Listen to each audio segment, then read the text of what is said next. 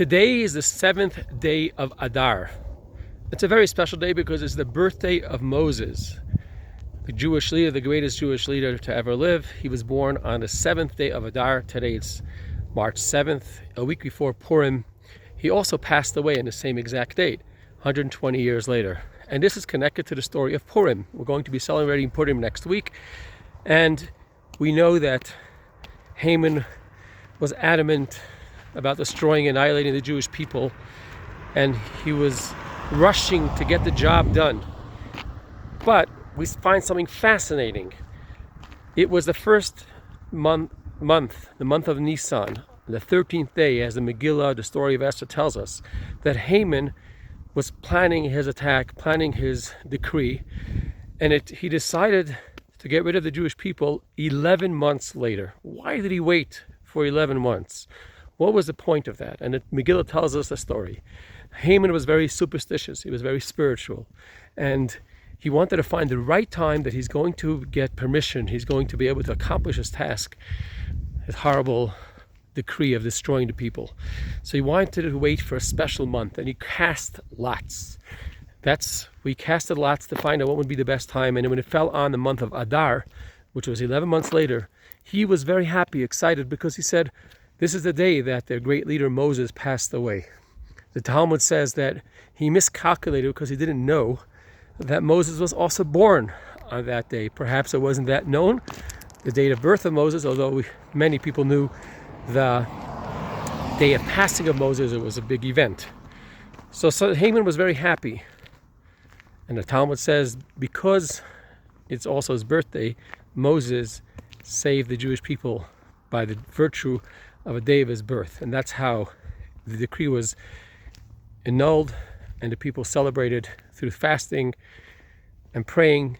God annulled the decree against them.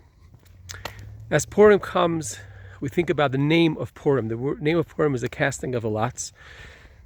And it's also, as the Kabbalists say, it's connected to Yom Kippurim. Yom Kippur, the holiest day of the year, is called Yom Kippur. And in the Torah itself, it's referred to as Yom Kippurim, which has a word of Purim right inside it. It's like Purim. Purim and Yom Kippur are associated. Sometimes we don't see the connection because Yom Kippur is a very solemn day, a day of fasting and a day of praying and asking for forgiveness. And Purim is a day of celebration where we're supposed to eat and we're supposed to drink and be merry. But if you think of it, there's a very strong, deep connection between Purim and Yom Kippur. In Yom Kippur also, in the temple, the high priest, one of the services that he had to do for atonement was to cast lots and choose between two goats. One went as a scapegoat and the other one was brought into its blood was brought into the Holy of Holies.